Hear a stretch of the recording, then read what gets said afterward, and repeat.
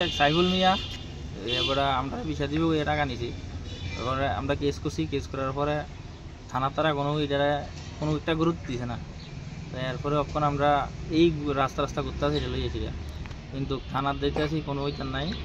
এখন আমরা মুখ্যমন্ত্রীর কাছে আবেদন করতে আসি যে একটা উচ্চ বিচার মাধ্যমে আমরা এটা সমাধান করার জন্য। কত লক্ষ টাকা তোমরা হারাইছো? কয়জন? 30 লক্ষ টাকার মতন। আমরা 21 জন লোকে। কই যাইতে লাগছিল তোমরা? আমরা মালয়েশিয়া যাইতে আমরা গেলাম কি রে?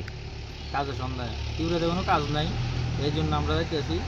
এখন আমরা পুলিশে গেছে আইসি, পুলিশে বলতে আছে আমরা যে তোমরা আমরা যে টাকা দিচ্ছি না, তো কেউ কি কারো যে টাকা দেয়নি, এটা লক্ষ লক্ষ মানুষ বিদেশ যাইতে আছে, আইতে আছে দালালের মাধ্যমে।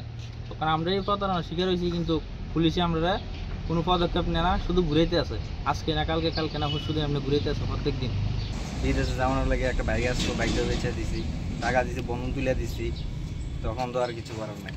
এখন আমি লাস্ট পর্যন্ত এমন দেখা দিতেছে আমি রাস্তার মধ্যে আমি ভিক্ষা করতে হইব, এমন সিচুয়েশন আছে আমার। রাস্তার মধ্যে আমি ভিক্ষা করতে হইব, যে টাকাটি লইছি মানুষ থেকে তারা তখন আমার জুতা দিয়ে ফিরত। এখন দেখি আপনার মুখ্যমন্ত্রীর কাছে আবেদন করতে হচ্ছে যে মুখ্যমন্ত্রী নিয়ে আমরা কত হেল্প করতে পারি। পুলিশের কাছে গেছে, তারা তো কইতেছে আমরা জানাই দিছ না, তোমরা টাকা তো তোমরা কেমন ইয়ে করবা, তোমরা ম্যানেজ করো। ত্রিপুরা কি করতে এমনি তুমি? ত্রিপুরাতে আমরা জোগালি কাজ করতাম।